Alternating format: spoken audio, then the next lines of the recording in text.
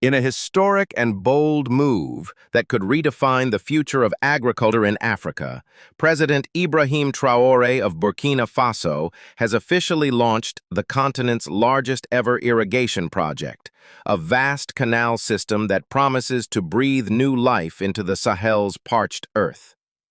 Stretching across hundreds of kilometers, this ambitious undertaking is not just about water. It's about sovereignty, food security, and the dream of a self-reliant Africa. This isn't merely a national project, it's a continental statement. Who is Ibrahim Traoré? Ibrahim Traoré, a former army captain, rose to prominence in 2022 when he became the world's youngest head of state at just 34 years old. His rise was unexpected, but his message was clear. Burkina Faso must reclaim its destiny from decades of foreign dependency, political instability, and economic stagnation. The project, currently under construction, is officially named the Canal de la Renaissance Africaine, the Canal of African Renaissance. Burkina Faso, like many Sahelian nations, faces a triple crisis: climate change, food insecurity, and rural poverty.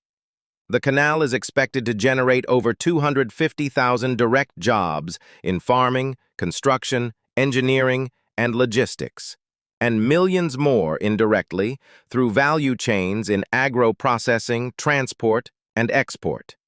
A message to Africa and the world. President Traoré has positioned the project as more than infrastructure. It's a political declaration. Africa must stop begging for aid when we have the resources and intelligence to solve our own problems.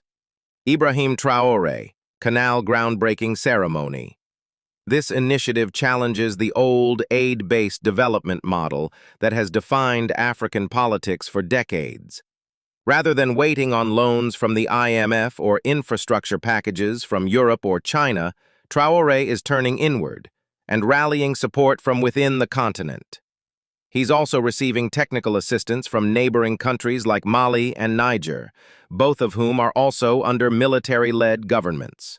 Together, they are forming what some are calling the Sahel Sovereignty Bloc, united in their call for resource nationalism and post-colonial development paths.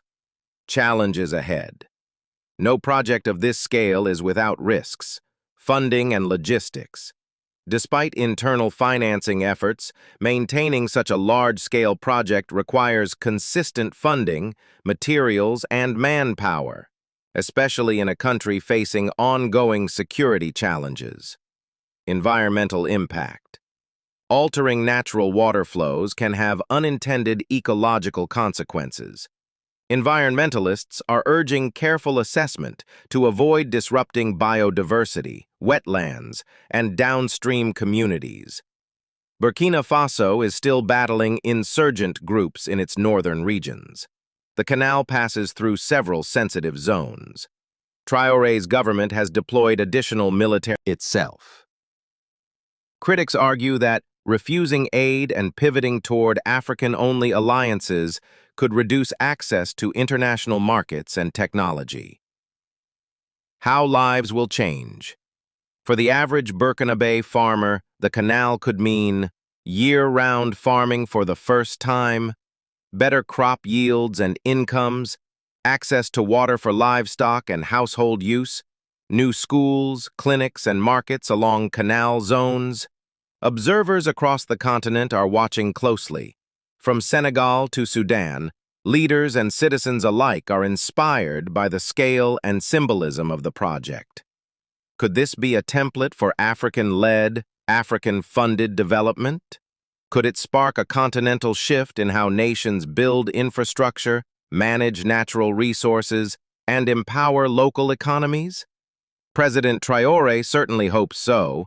At the inauguration, he declared, "We are building more than a canal. We are building the backbone of our sovereignty." As work on the Canal de la Renaissance Africaine progresses, it carries with it the hopes and expectations of a nation, and perhaps a continent.